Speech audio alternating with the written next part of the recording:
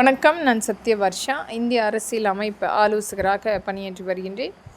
தேசிய பணியாளர் மக்களுடைய வாழ்வாதாரத்தை நாம் ஒவ்வொரு நாளுமே பதிவிட்டு கொண்டிருக்கிறோம். தேர்தல் காரணமாக சில பதிவுகள் அந்த நேரம் இல்லாத காரணத்தால் ஒவ்வொரு நாளும் நாம் பதிவிட்டு கொண்டிருந்த அந்த பதிவுகளுக்குரிய தொடர்ச்சியாக நாம் மீண்டும் பதிவிடுகின்றோம். அம்மக்களுடைய வாழ்வாதாரத்துக்காக ஒவ்வொரு நாளுமே அரசிடம் முழுமையாக எடுத்துரைக்கப்பட வேண்டும். இன்றைக்கு சித்தரிக்கப்பட்டு எண்ணற்ற வழக்குகள் அவர்கள் மீது பதிவுபட்டிருக்கும் அனைத்துமே முழுமையாக நீக்கம் செய்யப்பட வேண்டும்.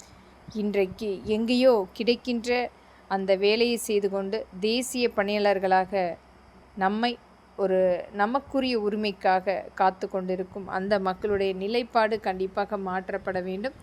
ஆயுதம் தாங்காமல் அவர்களுக்குரிய உரிமைகளை சட்டமன்றத்தில் அமர்ந்து ஒரு முழுமையாக சுதந்திரமாக பேசக்கூடிய மக்கள் சட்டமன்ற பேரவை கொண்டு வரப்படும்.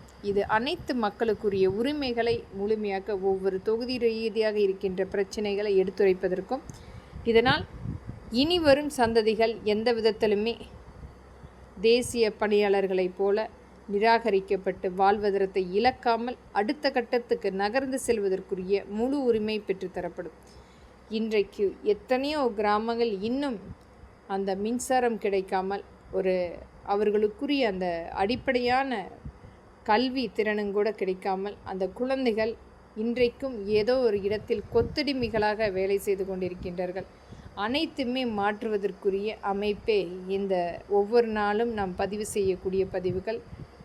ஒவ்வொரு இடத்திலுமே தேசிய பணியாளர்கள் அவர்களுடைய உரிமைகளை எடுத்துரைத்தாலும் அரசு இதுவரைக்கும் செவிசாய்க்காமல் ஏதோ ஒரு தொலைதூரம் அவர்களுக்கும் அரசாங்கத்துக்கும் ஒரு இடைவெளி காத்திருக்கிறது. அந்த இடைவெளியை குறைத்து நேரடியாக முதலமைச்சருடன் அமர்ந்து பேசுவதற்குரிய பங்களிப்பு ஏற்படுத்தி தரப்படும்.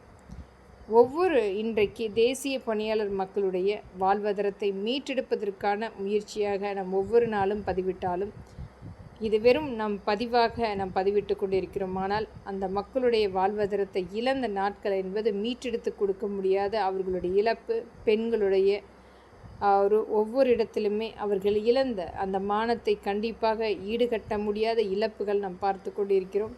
ஆனால் அதையும் பொருட்படுத்தாமல் அந்த மக்களை சித்திரவதைப்படுத்தி ஒரு மிகப்பெரிய அரசியல் அமைப்பு ஆக்கிரமை செய்து கொண்டிருக்கிறது. தங்களுடைய சுயநலத்துக்காக இந்த மக்களை பயன்படுத்தி ஒரு மிகப்பெரிய அளவில் இவர்களையும் ஆயுதம் ஏந்தும் வகையில் நடந்து கொண்டிருக்கும் அனைத்துமே தடுப்பதற்குரிய முயற்சியாக நாம் பதிவிட்டு கொண்டிருக்கிறோம். உச்சநீதிமன்றம், உயர்நீதிமன்றம், நம்மளுடைய மத்திய அரசு, நம்மளுடைய மாநில அரசு இதை கவனத்தில் கொண்டு அம்மக்களுக்குரிய அனைத்து வகையான பங்கீடுகள் முழுமையாக அவர்களை கூப்பிட்டு பேசக்கூடிய பேச்சுவார்த்தைகள் நடத்தப்பட வேண்டும். என்ன அவர்களுடைய முழுமையான கோரிக்கை, எதற்காக அவர்களுடைய இந்த செயல்பாடு இருக்கிறது அனைத்துமே ஆலோசிக்கக்கூடிய சட்ட திருத்தங்கள் எடுக்கப்பட வேண்டும். இதுவரை இதற்குரிய எத்தனை பேர் முயற்சி எடுத்திருக்கின்றார்கள் என்று தெரியாது. ஆனால் என்னுடைய முயற்சி என்பது ஒரு முழுமையான அந்த மக்களுடைய நிலைப்பாடு ஒவ்வொரு இடத்திலுமே இன்றைக்கு அரசியல் அமைப்பு கட்சிகள் தன்னுடைய குடும்பத்துக்காக தன்னுடைய ஒரு குடும்பம் மட்டுமே வாழப்பட வேண்டும் என்று இருக்கின்ற இன்றைக்கும் நாம் பார்த்து கொண்டிருக்கிறோம். தமிழ்நாட்டில் எத்தனையோ மக்களுக்கு கிடைக்க வேண்டிய அந்த சலுகைகளை ஒரு குடும்பம் அணிவித்து கொண்டிருக்கிறது. இந்த திராவிட முன்னேற்ற கழகம் போன்று இன்னும் எத்தனை மக்களுடைய பணங்களை எடுத்து பறித்து இவர்களுடைய குடும்ப நலனுக்காக மக்களை வஞ்சித்து கொண்டிருக்கின்றார்கள். மக்களுடைய நலனுக்காக வரக்கூடிய பணத்தை ஒரு தனிநபர் ஆதிக்கமாக செயல்படுத்தி கொண்டிருக்கின்றார்கள். அனைத்துமே தடுப்போம். அம்மக்களுக்குரிய உரிமையை மீட்டெடுத்து கொடுப்போம். என்றைக்குமே பெண்களுடைய பாதுகாப்பு, குழந்தைகளுடைய பாதுகாப்பு என்பது மிக முக்கியமாக கருதப்பட வேண்டும். அதை இன்றைக்கு எந்த நபரால் ஒரு மிகப்பெரிய அச்சுறுத்தலான சூழ்நிலை ஏற்பட்டாலும் அவர்களுக்கு மரண தண்டனை அளிக்கக்கூடிய ஒரு கடினமான சட்டத்தை கொண்டு வர வேண்டும். நமக்காக, நம்மளுடைய மக்களுக்காக போராடக்கூடிய தேசிய பணியாளர்களை இன்றைக்கு வஞ்சித்து கொண்டிருக்கும் அரசியல் அமைப்புகள் அனைத்துமே மாற்றப்பட வேண்டும்.